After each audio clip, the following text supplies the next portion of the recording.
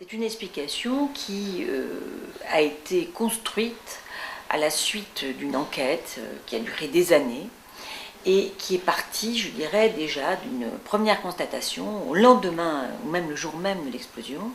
C'est les recherches qui ont pu être faites sur le cratère qui a été laissé par l'explosion. Donc les experts, les pompiers, les policiers sont allés sur ce cratère, autour du cratère, ont relevé tous les débris, tous les petits morceaux, les traces d'explosifs, tout ce qu'on pouvait essayer d'y trouver. Et ils ont ratissé tout cela et très rapidement, ils ont vu qu'il n'y avait pas d'explosifs, pas de détonateurs, pas de kamikazes qui auraient pu exploser dans le tas de nitrate qui avait explosé. Bref, aucun signe d'un acte provoqué, d'un acte volontaire.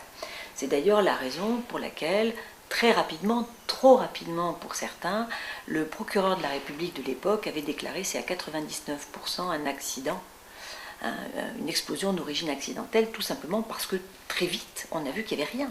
Et lorsqu'il y a un attentat, lorsqu'il y a un acte volontaire, eh bien, il y a des signes. On voit la trace, même parfois par petits débris qui sont retrouvés sur les lieux, de ce qui a servi à provoquer l'explosion. Donc ça, c'est une première chose. Mais bien sûr, l'enquête ne s'est pas arrêtée là, elle a continué. Et les policiers ont essayé de trouver une explication à cette explosion. Et ils ont assez rapidement compris que la dernière personne qui était rentrée dans ce hangar qui a explosé, c'était un sous-traitant chargé du nettoyage.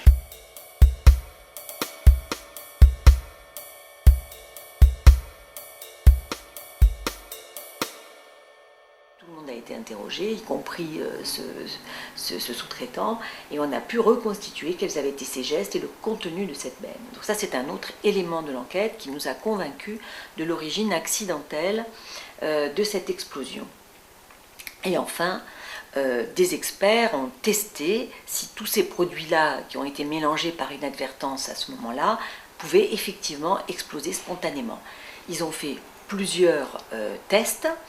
Ça n'explose pas à tous les coups, c'est la raison d'ailleurs pour laquelle on a critiqué ces expertises. Pourquoi ça n'explose pas à tous les coups? Parce que c'est comme quand on fait de la chimie ou de l'alchimie, c'est-à-dire il faut un certain dosage. Si vous mettez trop d'un produit, moins, s'il y a de l'humidité, s'il n'y en a pas, ça n'explose pas tout le temps. Il faut qu'il y ait effectivement un certain dosage de ces produits pour qu'ils explosent. Donc ils ont trouvé cela, ils ont trouvé quel était le dosage nécessaire d'humidité et de produits pour que ça explose.